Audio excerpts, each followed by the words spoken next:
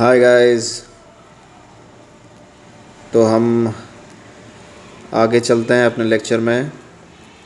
तो आज हम इलेक्ट्रिक फील्ड इनसाइड कैविटी देखेंगे which is present inside a solid sphere which is uniformly charged. ठीक है, यूनिफॉर्मली चार्ज स्फीयर के अंदर कैविटी है, उसके अंदर मुझे इलेक्ट्रिक फील्ड की वैल्यू एनालाइज करनी है।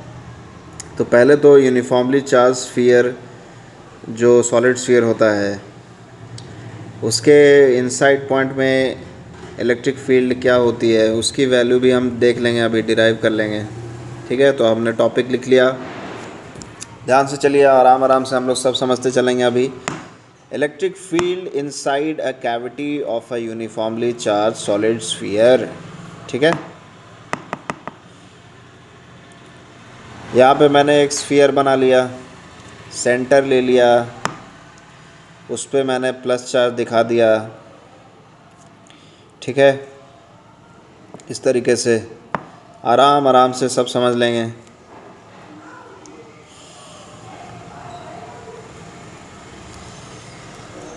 इस तरीके से हमने इस पर प्लस चार्ज दिखा दिया। ठीक है, हम जो वॉल्यूम चार्ज डेंसिटी है उसको हम कौन से लेटर से दिखाते हैं, वो रो होता है।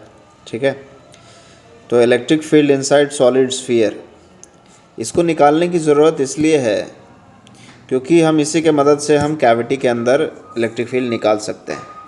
ठीक है, तो अभी देखिए मैंने डायरेक्ट पहले फार्मूला बता दिया कि ये फार्मूला कितना होगा, रो आर अपॉन 3E0। ठीक है, रो आर अपॉन 3E0। ओ जो वहाँ पे है उस centre of the solid sphere मान लिया। आर हमेशा हम कहाँ से लेते हैं, फिजिक्स में हर डिस्टेंस हम कहाँ से मेज़र करते हैं, जहाँ पे हम ओरिजिन को मानते हैं। ठीक है, तो ओ को हमने ओरिजिन मान लिया, तो आर कहाँ से मेज़र होगा, radial distance from the origin. ठीक है, चलिए अब हम रो डिफाइन कर दिया, तो रो मान लो टोटल चार्ज क्यू है, तो पर यूनिट वॉल्यूम कितना हो जाएगा, कितना होगा वॉल्यूम स्फीयर का, 4/3 पावर क्यूब। तो पर यूनिट वॉल्यूम क्यू जो है हर एक यूनिट वॉल्यूम में इक्वली डिवाइडेड है। इसका कहने का मतलब है कि अगर आप ऊपर वाले उस स्फीयर के ऊपर वाले हिस्से से अगर आप क्यू उठाते हो और नीचे वाले हिस्से से नीचे वाले हिस्से से पोर्शन से एक यूनिट वॉल्यूम उठाते हो, तो दोनों में सेम चार्ज मिलेगा आपको। ठीक है, तो इस तरीके से हमने क्या मान लिया, हमने रो डिस्ट्रीब्यूशन मान लिया। अब देखिए हम ये जो दूसरा फिगर बनाया है इसमें मैंने अंदर एक इमेजिनरी स्फीयर ले लिया, हूँ। ठीक है, तो इसका कहने का मतलब क्या है कि मुझे उस स्फीयर पे, उस इमेजिनरी स्फीयर पे जो रेड कलर से दिखाया हूँ यहाँ पे, उस स्फीयर के सरफेस पे मुझे इलेक्ट्रिक फील्ड चाहिए, जो कि ओरिजिनल स्फीयर जो ब्लैक वाला स्फीयर है उसके अंदर है। तो वो क्या हो जाएगा, उसी की तो ज़रूरत है हमें। Eight any point inside the bigger sphere we want to calculate the electric field of like the magnitude of electric field। तो आपको एक चीज़ पता होगी कि inside a cell electric field हर पॉइंट पे ज़ीरो होता है। इनसाइड अ सेल, समझे, सेल के अंदर इलेक्ट्रिक फील्ड हर पॉइंट पे ज़ीरो होता है। तो इसको मैं अभी आगे जाके अभी इसी लेक्चर में प्रूफ कर दूंगा। ठीक है, इसको आप अभी समझ के चलिए। तो देखिए जो फर्स्ट लिखा मैंने अभी पिंक कलर से और सेकंड लिखा, तो फर्स्ट एक सेल की तरह काम कर रहा है जिसमें सेकंड जो स्फीयर है वो भरा हुआ है ना। तो अगर सेकंड को निकाल दो तो फर्स्ट एक सेल ही हो जाएगा ना, थोड़ा सा इमेजिन कर लीजिए। तो सेकंड को निकाल दूंगा तो फर्स्ट एक सेल की तरह बिहेव करेगा। और जो आर पॉइंट है, जो सेकंड वाले स्फीयर के सरफेस है, वो तो फर्स्ट के अंदर ही है, तो उस पर इलेक्ट्रिक फील्ड की वैल्यू कितनी हो जाएगी, इलेक्ट्रिक फील्ड की वैल्यू उस पर सिर्फ और सिर्फ सेकंड के कारण आएगा, फर्स्ट के कारण तो नहीं आएगा, क्योंकि वो फर्स्ट सेल के अंदर है और सेल के अंदर इलेक्ट्रिक फील्ड हमेशा क्या होता है, ज़ीरो। सेल के अंदर हमेशा इलेक्ट्रिक फील्ड क्या होता है, ज़ीरो। ठीक है, तो अब यहाँ चलो, total charge inside the red contour का मतलब होता है कि आउटर लाइन। तो रेड वाला जो आउटर लाइन है उसके अंदर कितना चार्ज होगा, तो उसके वॉल्यूम से मल्टीप्लाई कर देंगे, मुझे रो ऑलरेडी पता है। तो Q/4/3 pi R cube, Q/4/3 pi R cube into 4/3 pi small R cube कर दूंगा, है कि नहीं। तो कितना आ जाएगा, KQ/r²। आ जाएगा कि नहीं आ जाएगा बताइए। यहाँ पे इलेक्ट्रिक फील्ड क्या होती है, लाइक सरफेस पे सेकंड वाले स्फीयर पे, सेकंड वाला जो स्फीयर है उसके सरफेस पे इलेक्ट्रिक फील्ड क्या होगी, KQ/r²। एक स्फीयर के सरफेस पे इलेक्ट्रिक फील्ड कितनी होती है, KQ/r²। तो Q क्या होगा, Q उस सेकंड वाले स्फीयर का चार्ज होगा, ठीक है। अभी मैंने निकाल लिया rho into 4/3 pi R cube, Q की वैल्यू निकाल ली, उसको वहाँ पे डाल दूंगा। तो देखिए आपकी वैल्यू कितनी आ जाएगी,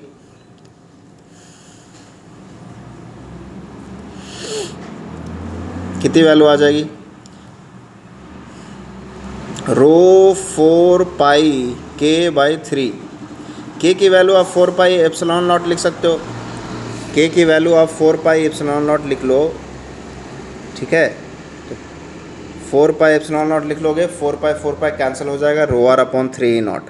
तो जो फार्मूला मैंने ऊपर लिखा था वो आपके सामने प्रूफ हो गया, ठीक है। अगर नहीं समझ में आया होगा तो फिर से वीडियो को पॉज करिए, दोबारा देखिए, ठीक है, और समझ के आगे चलिए, ठीक।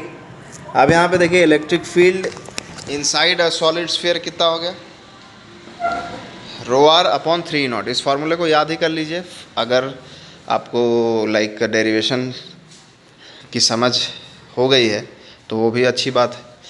अब देखिए मैंने जो पॉइंट बोला था कि electric field inside a cell is 0, तो उस चीज़ को भी प्रूफ कर देता हूँ आपके सामने। तो electric field inside a cell is 0। तो यहाँ पे मैंने एक सेल ले लिया और एक पॉइंट ले लिया अंदर। उस पॉइंट की दूरी जो है ऊपर वाले पोर्शन से r1 है और नीचे वाले पोर्शन से r2 है इक्वली, ठीक है। तो सॉलिड एंगल का मदद लेंगे, और सॉलिड एंगल पे ऑलरेडी मैंने एक लेक्चर बनाया हुआ है, तो उसको आप ध्यान से देखें सॉलिड एंगल के लेक्चर को, ठीक है। आपके पास वीडियो लेक्चर्स हैं, बहुत बड़ा एसेट है, ठीक है, और काफ़ी एग्जांपल्स भी लिए हैं मैंने, तो आप उसको चीज़ को समझिए जाके। फिर वापस यहाँ पे आइए, जो मेंस और एडवांस लेवल तक का लाइक आपको बताया गया है, ठीक है। तो लाइक इंटरनेट पे इतना कंसाइज और इतना सिस्टमेटिक वे में आपको कहीं नहीं मिलेगा। तो यहाँ पे देखिए ऊपर का सरफेस एरिया A1 है, नीचे का सरफेस एरिया A2 है। तो सॉलिड एंगल क्या हो जाएगा, ऊपर A1/r1², और सॉलिड एंगल नीचे क्या हो जाएगा, A2/r2²। अब देखिए सॉलिड एंगल दोनों का तो सेम ही रहेगा, क्योंकि जो बीच वाला पॉइंट लिया है वहाँ पे जहाँ पे लाइंस क्रिस क्रॉस कर रही हैं, उसके ऊपर नीचे तो सॉलिड एंगल सेम ही है ना। It's like we have join two cornettos, ठीक है। तो A1 की value in terms of solid angle निकाल ली मैंने, वो कितना हो गया, सॉलिड एंगल इंटू r1²। उस तरीके से A2 की वैल्यू निकाल ली, वो कितना हो गया, सॉलिड एंगल इंटू r2², ठीक है। तो A1 और A2 की वैल्यू निकाल ली हमने इन टर्म्स ऑफ सॉलिड एंगल, और सॉलिड एंगल सेम है, ध्यान रखिएगा, ठीक है। अब टोटल चार्ज और A1, तो सिग्मा हमने चार्ज डिस्ट्रीब्यूशन मान लिया पर यूनिट एरिया, एक यूनिट एरिया में चार्ज डिस्ट्रीब्यूशन सिग्मा ही है। तो सॉलिड दैट A1 में कितना चार्ज होगा, तो A1 से मल्टीप्लाई कर दिया, तो सॉलिड एंगल इंटू r1²। उस तरीके से टोटल चार्ज ऑन A2, तो क्या कर दिया, सिग्मा इंटू A2 कर दूंगा, और A2 की वैल्यू सॉलिड एंगल के टर्म्स में क्या है, सॉलिड एंगल इंटू r2², ठीक है। इस तरीके से अब हम इलेक्ट्रिक फील्ड लिख लेंगे। तो एक चार्ज के कारण जो कि A1 पे है, कितनी इलेक्ट्रिक फील्ड होगी एट पॉइंट O, जो O पॉइंट है, देखिए वहाँ पे फिगर में लिख दिया है मैंने, O पॉइंट पे इलेक्ट्रिक फील्ड निकाल रहा हूँ मैं। तो एट पॉइंट O क्या हो जाएगा, K इंटू Q/r1²। Q कहाँ पे होगा, A1 पे होगा, on the charge on A1 surface area, ठीक है। तो वहाँ से क्या आ जाएगा, उसमें डाल दें K, Q की जगह पे हम देखिए ऑलरेडी A1 पे कितना चार्ज है वो मैंने ऑलरेडी निकाल के रखा है, sigma solid angle into r1² by r1²। तो r1² कट गया, बचा क्या, K सिग्मा सॉलिड एंगल। उस तरीके से A2 पे जो चार्ज है उसके कारण O पे इलेक्ट्रिक फील्ड क्या होगी, तो क्या लिखूँगा, K Q on A two by R two square. तो K Q on A two क्या है, sigma solid angle into R two square cut जाएगा, तो के सिग्मा सॉलिड एंगल। और ये दोनों जो हैं इक्वल एंड अपोजिट वेक्टर हैं। आप देखिए दोनों की वैल्यू सेम ही आ गई है, के सिग्मा सॉलिड एंगल A1 के कारण और के सिग्मा सॉलिड एंगल A2 के कारण। इक्वल एंड अपोजिट वेक्टर तो क्या हो जाएंगे, ये कैंसिल हो जाएंगे। ठीक है, यहाँ पे देखिए ब्लू लाइन से A2 का इलेक्ट्रिक फील्ड दिखा रहा हूँ, रेड लाइन से A1 का इलेक्ट्रिक फील्ड दिखा रहा हूँ, दोनों क्या हो गए, दोनों कैंसिल हो गए। दोनों कैंसिल होके क्या हो जाएंगे, ज़ीरो। तो इसीलिए ये तो एक जनरल पॉइंट लिया था हमने, इनसाइड अ सेल एक जनरल पॉइंट लिया था। ठीक है, तो इनसाइड अ सेल किसी भी पॉइंट पे इलेक्ट्रिक फील्ड क्या होती है, ज़ीरो होती है। हमने प्रूफ कर दिया। इसी के मदद से हमने electric field inside a solid sphere proof किया था। तो इस डेरिवेशन को याद रखें, इस प्रोसेस को याद रखें, कहीं भी यूज हो सकता है एग्ज़ाम में। तो कंक्लूजन निकल गया, electric field inside a cell at any point is zero. ठीक, अब जो हमारा प्रॉब्लम स्टेटमेंट था जिसके लिए मैं वीडियो बना रहा हूँ, वो चीज़ को हम निकालेंगे और एनालाइज करेंगे। कैविटी के अंदर निकालना था हमारा मेन जो पर्पस था, वो तो कैविटी के अंदर इलेक्ट्रिक फील्ड देखनी थी, है ना। तो कैविटी के अंदर इलेक्ट्रिक फील्ड देखनी थी। तो अब जो भी हमने ऊपर अभी प्रूफ किया है सबका यूज़ करके हम कैविटी के अंदर इलेक्ट्रिक फील्ड निकालेंगे। तो कैविटी बेसिकली है क्या, एक सॉलिड स्फीयर है। सॉलिड स्फीयर है, उसके अंदर मान लीजिए आपने कुछ मटेरियल स्कूप कर दिया है। स्कूप मतलब स्कूप जैसे आइसक्रीम स्कूप करते हैं, ठीक है। एक हेमिस्फेरिक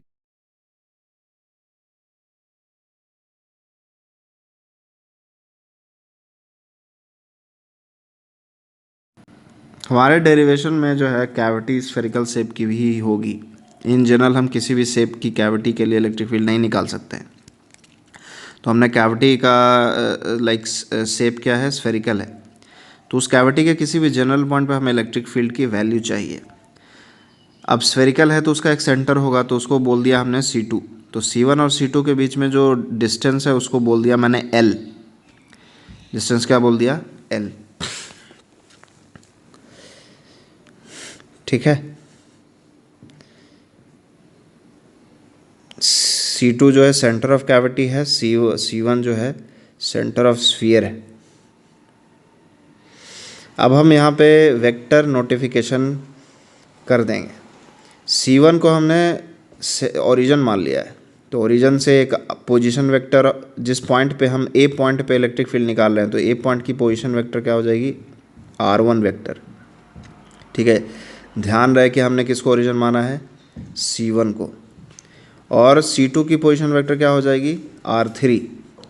अब R3 का जो मैग्नीट्यूड है वो L होगा। ठीक है, उसकी लंबाई जो है, वेक्टर की लंबाई क्या होती है, उसकी मैग्नीट्यूड होती है। तो यहाँ पे लंबाई तो R3 की L दिख रही है, C1 और C2 के बीच में डिस्टेंस। और R2 जो है, R2 वेक्टर कैसे डिफाइन होगा, तो R2 वेक्टर को मैंने it's going from C1 to A point ऐसे डिफाइन किया है। तो that must be what, R1 minus R3, R1 minus R3। ठीक है, तो R1 minus R3 is equal to R2 होगा, जिसको हम ये भी बोल सकते हैं कि R2 plus R3 is equal to R1। ठीक, तो the cavity can be assume to be made up of negatively charge. अब देखो कैविटी बनाने का एक और तरीका हो सकता है कि हम प्लस चार्ज के अंदर माइनस चार्ज रख दें। प्लस चार्ज की एक स्फेरिकल कैविटी है यूनिफॉर्मली डिस्ट्रीब्यूटेड, उसके अंदर माइनस रख दें। माइनस रखने से क्या होगा, प्लस माइनस न्यूट्रलाइज हो जाएगा। प्लस माइनस क्या हो जाएगा, न्यूट्रलाइज। तो वहाँ पे एक कैविटी की तरह वो एक्ट करने लगेगा। या तो आप स्कूप करके निकाल लो मटेरियल, या ठीक है वहाँ पे एक माइनस रख दो। इफेक्ट ऑफ चार्ज मुझे हटाना है। तो अब यहाँ पे क्या होगा, सुपर पोजिशन से मैं क्या करता हूँ कि उस छोटे वाले कैविटी का जिसका सेंटर C1 है, C2 है, C2 के कारण हम वहाँ पे इलेक्ट्रिक फील्ड लिखते हैं A पॉइंट पे। उसी तरीके से C1 के कारण हम इलेक्ट्रिक फील्ड लिखते हैं एट पॉइंट A। दोनों को हम क्या करते हैं, ऐड। ठीक, तो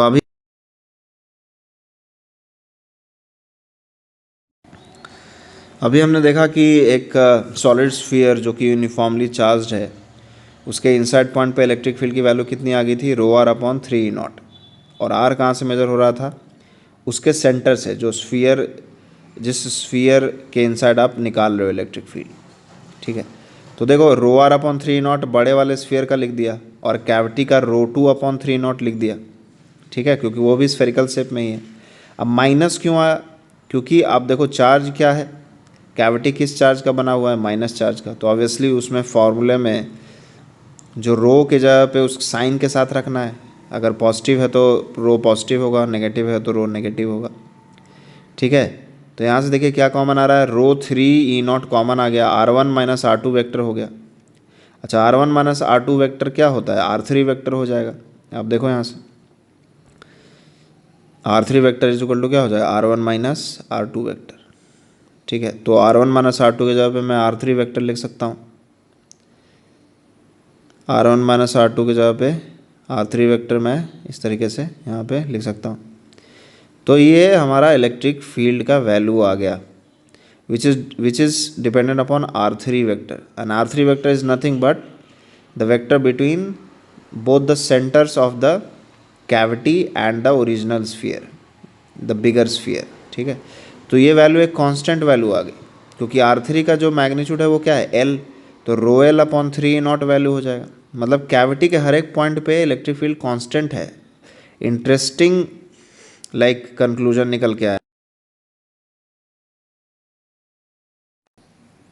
कि अगर आप एक स्फीयर लेते हो, यूनिफॉर्मली चार्ज स्फीयर, तो उसके अंदर अगर एक कैविटी आप एज्यूम करते हो, तो उस कैविटी के अंदर जो इलेक्ट्रिक फील्ड होगी वो क्या होगी, कांस्टेंट होगी, और उसकी वैल्यू होगी रो एल अपॉन 3 E0।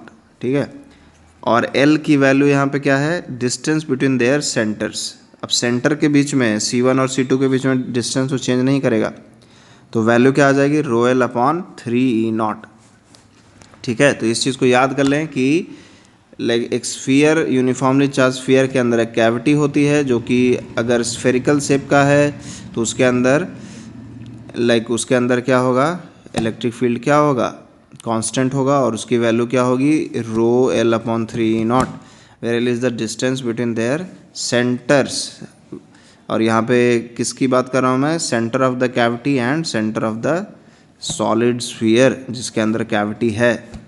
ठीक है, तो होप मैंने सारा कुछ क्लियर कर दिया होगा। यहाँ पे सब कुछ लिख रहा हूँ मैं कायदे से, तो ये आपका नोट्स का भी काम कर रहा है। तो सारी चीज़ें मैंने आपके लिए यहाँ पे करके रख दी। इसी तरीके से आप नोट्स भी बनाइए, सारे इंपॉर्टेंट पॉइंट्स को आप नोट करें और स्टार मार्क करें, डिफरेंट कलर का पेन यूज़ करें। ठीक है, तो कैविटी के अंदर इलेक्ट्रिक फील्ड कांस्टेंट होती है और उसकी वैल्यू होती है रो एल अपॉन 3 E0। ठीक, और इसका डायरेक्शन क्या होगा, इसका डायरेक्शन देखिए R3 वेक्टर पे डिपेंडेंट हुआ है, तो R3 वेक्टर का डायरेक्शन क्या है, फ्रॉम C1 टू C2। तो पूरे कैविटी में जो जो इलेक्ट्रिक फील्ड होगा वो फ्रॉम लेफ़्ट टू राइट होगा, from left to right, and parallel to R3 vector, parallel to R3 vector. ठीक है, तो आगे चलते हैं, एक और एग्जांपल लेते हैं। यहाँ पे एक कैविटी, बिल्कुल इसी तरीके का एक सवाल है। अगर मैं एक पॉजिटिवली चार्ज्ड स्फीयर लूँ और एक नेगेटिवली चार्ज स्फीयर लूँ, एक पॉजिटिवली चार्ज्ड स्फीयर लूँ और एक नेगेटिवली चार्ज्ड स्फीयर लूँ, तो पॉजिटिवली चार्ज्ड और दोनों को मिला दूँ, दोनों को मिला दूँ, तो बीच का पोर्शन एक निकल के आएगा जिसमें प्लस भी होगा और माइनस भी होगा। तो उस वाले रीजन में इलेक्ट्रिक फील्ड की वैल्यू क्या होगी, जो ये कॉमन रीजन है दोनों स्फीयर का, उस वाले रीजन में इलेक्ट्रिक फील्ड की वैल्यू क्या होगी। ये भी एक कैविटी की तरह ही काम करेगा। अगर रो दोनों का इक्वल है तो वहाँ पे प्लस माइनस नलीफाई हो जाएंगे।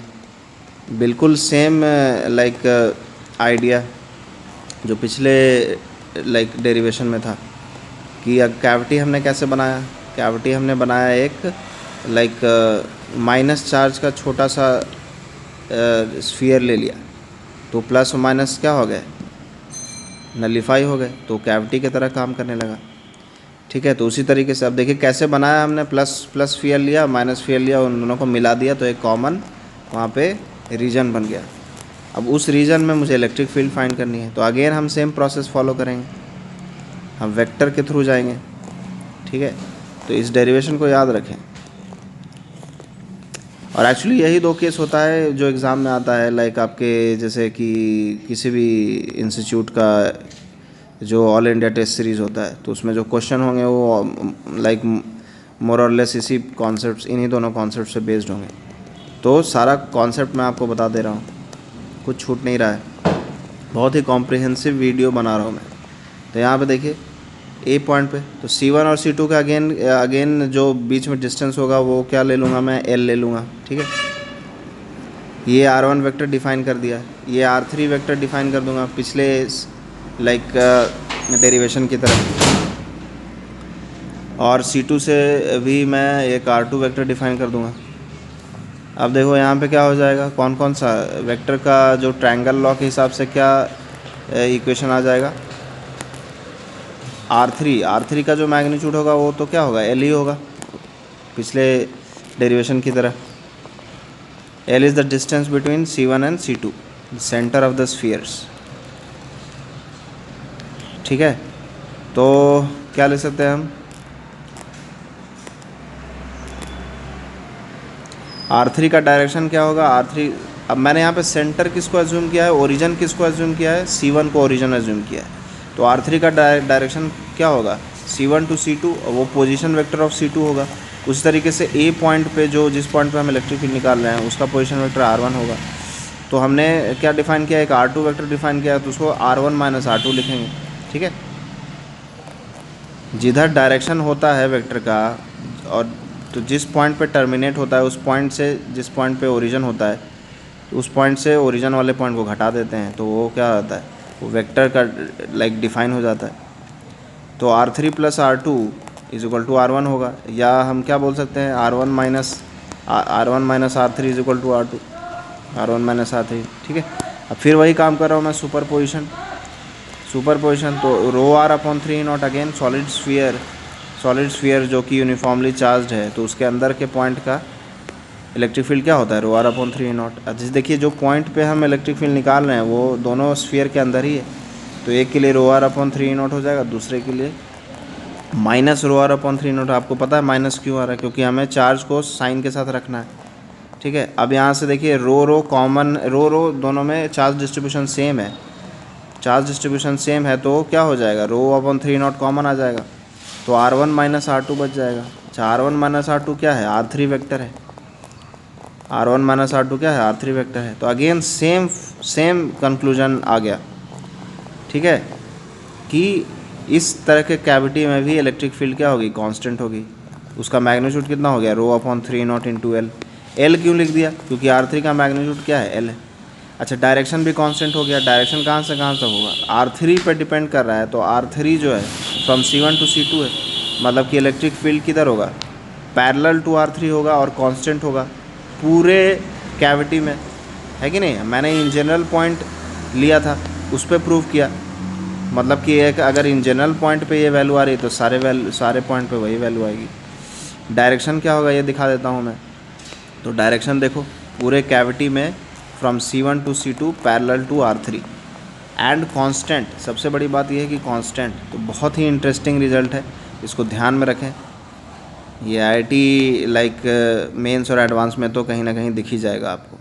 ठीक, तो इस तरीके से देखो डायरेक्शन ऑफ इलेक्ट्रिक फील्ड भी दिखा दिया। तो कैविटी के अंदर जो कि एक सॉलिड स्फीयर में सिचुएटेड है, उसके अंदर इलेक्ट्रिक फील्ड क्या होती है, कांस्टेंट होती है, और उसका डायरेक्शन क्या होता है, डायरेक्शन क्या होगा, parallel to the vector joining the centre of the spheres.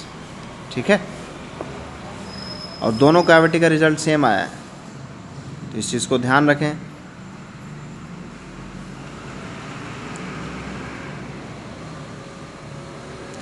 Video को जितना आप शेयर करोगे तो उतना अच्छा है। ये लाइक फ्री एजुकेशन है तो सबके लिए फ़ायदेमंद होगा, तो शेयर भी करें इसको।